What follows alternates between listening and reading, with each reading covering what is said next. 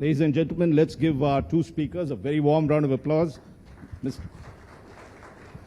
Bhupinder Singh Bhalla Saab, who's the Secretary for Ministry of Non-Renewable Energy, and of course Ajay Mathur, my old friend, now Director General of the International Solar Alliance, who's, here at, both of them here at a very critical time.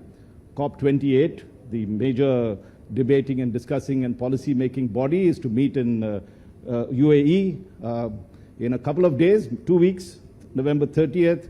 And India, as Sonal had mentioned, has made important commitments while we look at the world also in terms of how we are going to improve or increase our renewable energy content in our energy generation. Right now, I think it's an average of 42%, and we need to kick it up to 52% if we want to meet the targets of 2030. We are well ahead, I'm told.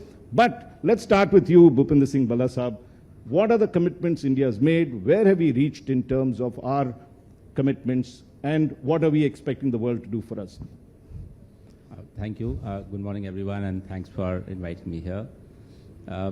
India, in our commitments before, of course, there have been some commitments and some announcements. Let me put it that way. In our commitments to the UNFCCC, we have said that we would like to have 50% of capacity, power capacity by 2030 from non-fossil sources. The second commitment we made is that the energy intensity of the economy would reduce by 45% vis-a-vis 2005 level by 2030. Of course, there are several other commitments as well, but I'll restrict to that because that's in my domain. Apart from that, of course, we've also announced that we would like to be energy independent by 2047, and we would like to be net zero by 2070. So these are the larger goals which kind of drive how we as in the renewable energy sector function and what our targets are. Currently, when you talk about non-fossil sources, it's largely renewable sources as well as nuclear energy, because nuclear energy is supposed to be clean. Right. But nuclear energy in India is about 7 or 8 gigawatts or so as of now. It will increase a little bit, but not as maybe substantially as many other countries. So largely the non-fossil sources are renewable sources. Currently we have a non-fossil capacity of 186 gigawatts installed in the country as on October this year. Our target is, and our Honorable Prime Minister has also announced, the target of achieving 500 gigawatts of renewable energy, of non-fossil capacity in the country by 2030. So that is one big announcement which is driving us to escalate our efforts in enhancing the RE in the country. So I think current status is this, and I will be happy to answer more questions. Good. I'm going to bring Ajay in at this time to give us more of a global perspective. What Bhalla Saab had said in terms of our renewable energy capacities, solar dominates it. I think about 60% of it. Then you have wind power, and then, of course, what you mentioned, nuclear and hydel, that's there. Ajay, if you have to take a look at where we are headed to in terms of solar itself, we formed this alliance. India was an important component of that. At COP28, when you're doing the review, what are the 3 or 4 big things that you're going to point out, and with an Indian perspective? I think there are 3 key issues. The first is that we are focusing on tripling of the renewable energy goals for 2030. So if India is at, say, 140 or 150, as it was at the time of the G20 meeting, we are looking at approximately 500 gigawatts. Now, I personally believe it will be much more than that, but I'll come back to that later. The second is, for a vast amount of the world which does not have electricity at the moment, solar mini-grids are amazingly important. We have traditionally looked at the extension of the grid to provide electricity to those who don't have it. Now the point has come when, because of the fall of prices in both solar PV and batteries, we can look at a trade-off. So if you have to extend the grid by more than 10 kilometers, solar plus battery is a cheaper option. And therefore, the only way that we can meet the provision of electricity to all by 2030, as we have promised to ourselves, is by solar mini-grids. This is something that we have to focus on. The third thing that we have to focus on is financing. Raj, the solar area is pulling in a lot of investments.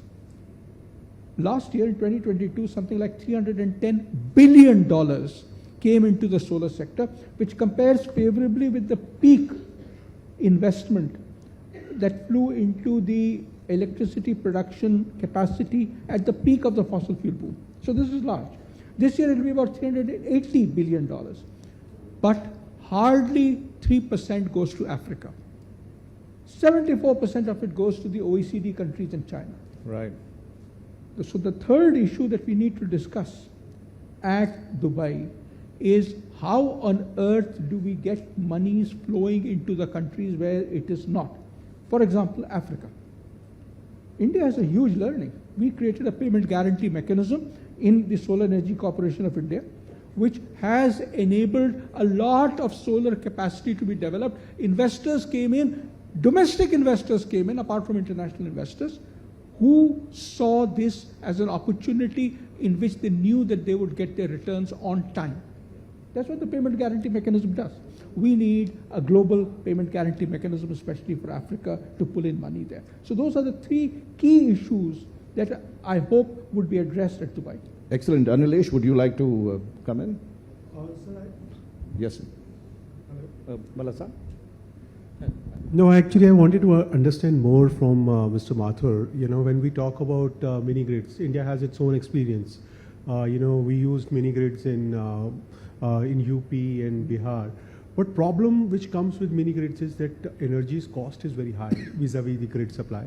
Secondly, you know, you can't bring in the higher load consumptions, because if you have to light up a bulb or a fan, mini grids is okay. But if you have to, you know, run a cooler or mixer grinder or, you know, run higher load stuff, you know, mini grid doesn't work. And mini grid only works if, you know, you want supply at certain hours of supplies. So these handicaps are there, and once you want to integrate them into a grid, because of this you know, cost differential, this becomes unviable. So how are you providing this knowledge to, you know, African countries, that how you will integrate them into a grid, how you will build up, you know, these mini grids into a viable business propositions? Help us in understanding that, sir. So, Anilesh, the good news is that the kinds of challenges that you said about what are the loads that can be met, even about the costs, are things that we are overcoming now. So you have grids which, for example, provide the base load to telecom towers, which provide the base load for solar-based cooler, solar electricity-based cooling cold storages. In other words, these are large uses. That's happening as we speak. What that means is that the developer puts up more solar panels and batteries. Sir, you know, comparison with you know, solar mini grids vis-a-vis, you know, this towers or vis-a-vis the domestic supply is a bit of misnomer, because at towers we are replacing diesel. Yeah. And, you know, at domestic supplies, the comparison is with the grid supply, which is subsidized. Right. So cost differential is huge. Yeah, agreed. Except that because of reliability issues, people are willing to pay much higher costs for the time that they want. So you know, it's a very different story when you have electricity for 12 hours or 16 hours and when you have electricity for 0 hours. Yeah. All of us in this room, all of us have a cell phone in our pockets, right? What is the cost of electricity for a cell phone? Something of the order of about 200 rupees per kilowatt hour, something of that sort. All of you had inverters and batteries in your home. What did that cost? At that point of time, it costed something of the order of 25 rupees per kilowatt hour. The short point I'm leading to, Anilesh, is that all of us pay much higher costs for reliability as long as it is limited. If you can expand the solar mini grid, prices fall. And that is, so therefore, the reliability market and the market for the first electricity supply are very different. In Africa, we are looking at first supply. In India, we are looking at reliability. And as first suppliers, we therefore, yes, initially we will have to provide subsidies. There's no doubt about it. Governments provide subsidies to rural consumers in any case because it costs more. There is no reason why, at least in the beginning, the price discovery mechanism, largely through tenders, is for subsidies, so that you provide electricity at the same price. That subsidy will go on reducing at time. That's one of our learnings. We moved from feed-in systems to auctions to reverse auctions, and all the time the price kept going down. There is absolutely no reason to believe that the same kind of mechanism would not work in other countries and in other applications. Excellent. I'll just come to Bhalla Saab on this. I just want to move it, solar, will come back to you, and Ajay is here, on green hydrogen. There's been so much of investments that have happened in green hydrogen. We've had the big companies, Reliance, Adani, everybody announcing. What is the time frame you see? What is the kind of incentives the government is giving? And when do we hope to get green hydrogen moving in the country, becoming viable as now solar has become? Earlier we thought solar was very expensive, but now it's come down to even below thermal levels. When do you expect that to happen? How is the government moving in that direction? We announced, the government announced the National Green Hydrogen Mission in January this year. So we are now, 10 months, 11 months from that point in time. A lot of water has flown in the river since then. In fact, we have not only, worked out the details, we came out with a bid for the electrolyzers, manufacturing electrolyzers, as well as green hydrogen production under the mission. We have a budget of about 20,000 crore for the mission till 2030. A part of it is till 2026. We could get more money for some of those components beyond 26 to 2030, but overall, as of now, it's 20,000 crore. Out of 20,000 crore budget, 17,500 crore is for incentives. So that is the biggest chunk. I mean, if somebody says, what is the one thing that has to be done, is rolling out the incentive scheme, which we did. We came out, we issued the guidelines in the middle of this year. We came out with a bid. The bid is currently out for both electrolyzer manufacturing as well as green hydrogen production. And that will close on 30th of November. And we extended it slightly because of, it's a very complicated issue. It's a product, there's a lot of issues. So we have extended it till 30th November. But now this is the final date as far as we understand.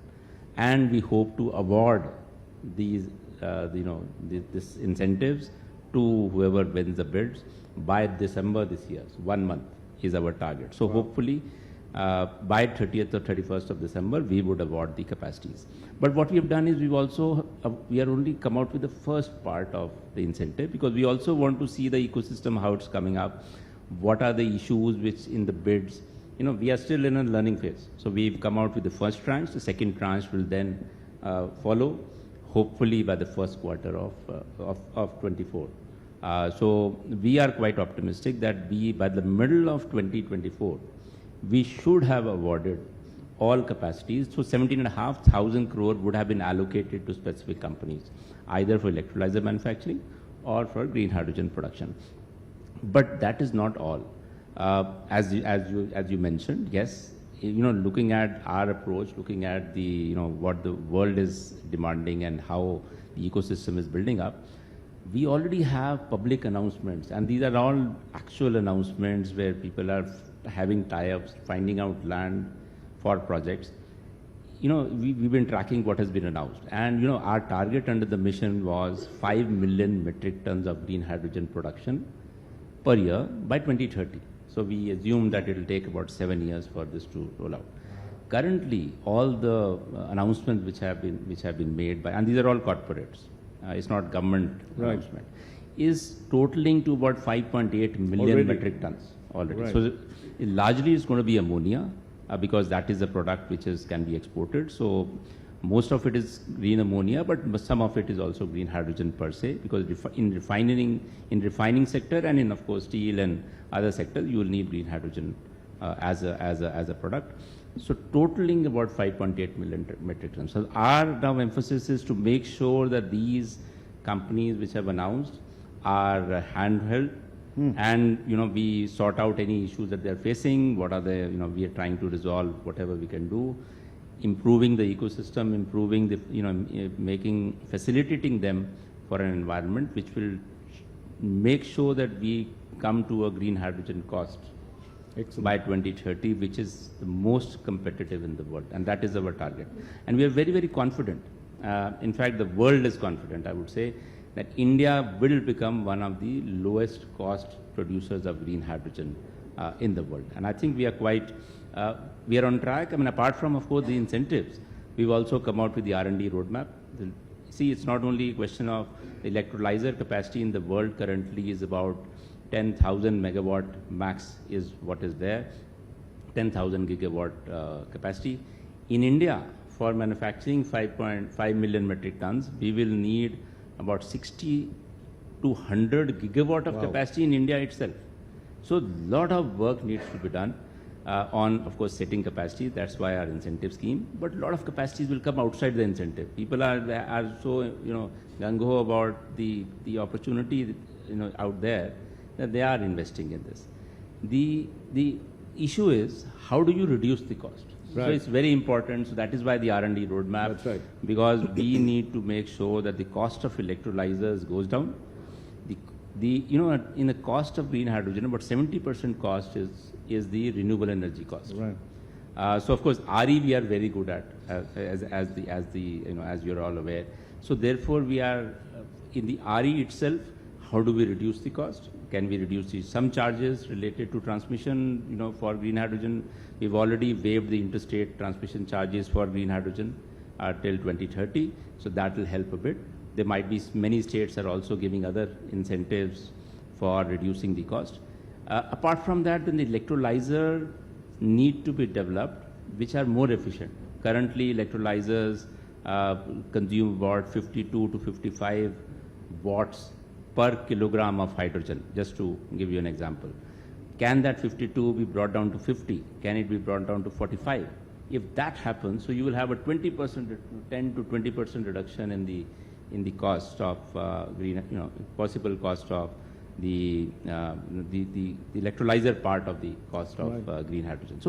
So many components, and we are trying to address all of them. And I would gather the effort is, as Mukesh Ambani said of Reliance, he's made a huge investment, is to bring down the cost to $1 per liter or whatever equivalent. $1 per kilogram. Yeah. See, and in fact, the US also has a plan. I mean, the US has also announced of $1. 111 is their strategy, what they announced.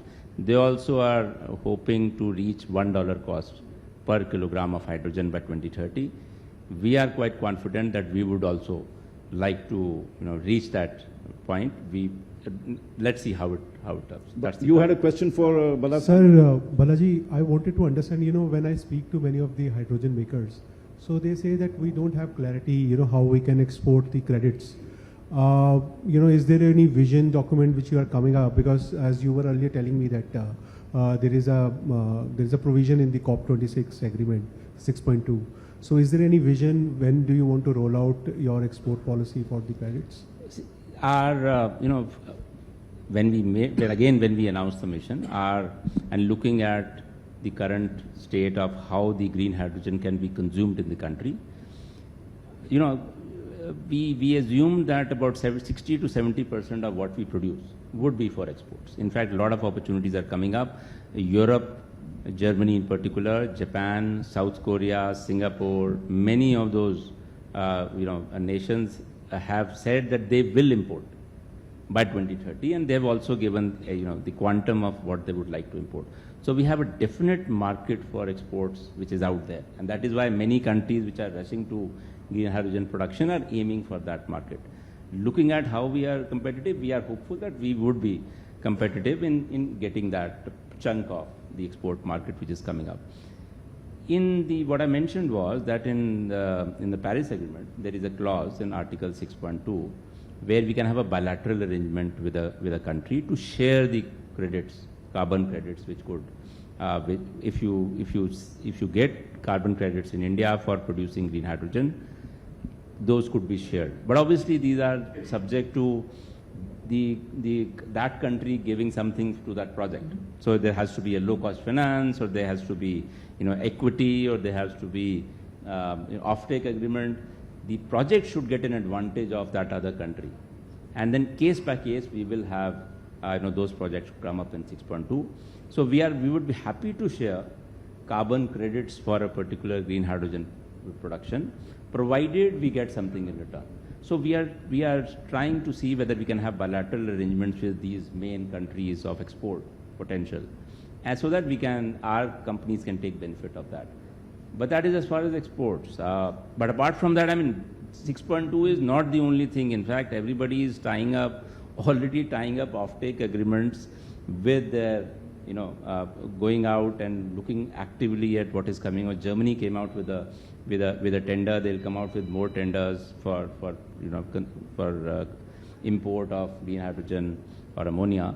And therefore, such opportunities will keep coming. Sir, if I can Anilesh, ask supplementary. let me just get Ajay into this, because there is a point that you made, which I want, in terms of solar, you've really hit your straps, you've brought down the thing. But one of the things that may hinder the progress of solar is storage and the battery capacities to do that. Now you need large amount of batteries to come in. What are the breakthrough technologies you're looking, and what India can aspire in terms of ensuring that particular aspect is taken care of? You've now improved the efficiency of getting the energy into the batteries, but how do you keep that? That's the key thing on this one. I wish you'd ask Mr. Bhalla this question, but We'll ask him also. Let me steal his thunder. Last month, or was it the month before that, the Railway Energy Management Company asked for the supply of renewable electricity round the clock, firm electricity. Railway has trains which run all the time, at 85% availability, which is the same availability as for coal power stations. And they asked for 1,000 megawatts. They got tenders which were in the vicinity of 3.99 rupees per kilowatt hour to 4.21 rupees per kilowatt hour. The new coal power stations which have been just completed have been allocated prices in excess of 5 rupees per kilowatt hour. Wow. In my view, renewables is done. If we can enhance the solar. Now, these are solar plus wind plus storage. Solar and wind are low cost. So you minimize the amount of battery to the extent that is needed to meet 85% supply, 85% availability.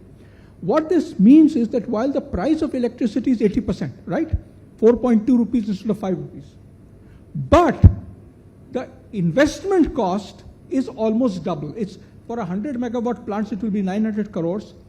For an equivalent renewable energy and storage plant, solar plus wind plus storage, it will be 1,900 crores, right? So therefore, cost of capital becomes important. So in my view, the game has changed. We now need to ensure that we can get enough capital and get enough capital at low cost. This is the name of the game. Similarly, when we are looking at lower cost renewables in other countries, we will have to look at these hybrids. So storage is not an electricity generation source of its own. It provides reliability. And there is a cost for that. Now, what we are talking of is lithium batteries today, but as an engineer, I know that there are 3 ways in which the lowering of costs occurs. The first is new deposits are found, and we have seen that in areas where we didn't expect lithium to be found, for example, Jammu and Kashmir, lithium is there. Similarly in Rajasthan. So we are finding more lithium where we did not expect it. That's number one. The second thing that happens is that because of competitive pressures, the amount of lithium per battery reduces. So between 2011 and 2021, in the 10 years, the amount of lithium in a battery is 10% less than what it was at that time. And the third thing that happens is not of a kind batteries come up. So instead of lithium, you have sodium-ion batteries. And there are Indian private sector players who have actually bought companies which have made these. There are iron-based batteries. There are vanadium redox batteries. All of these are technologically mature and semi-commercial. Commercialization will depend on scale. So we have got multiple battery chemistries that are there in the market. It's very difficult to pick a winner, but we have a stable of possible winners. We are almost time up, but we're going to give you the last word, Balaji. Tell us, I mean, you've seen what Ajay said.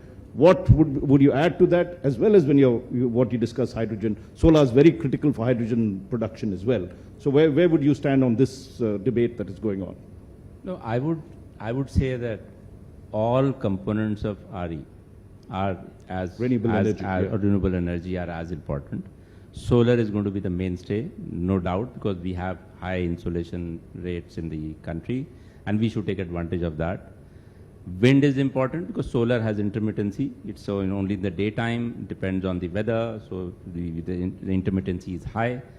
Wind is better in the morning and in the evening.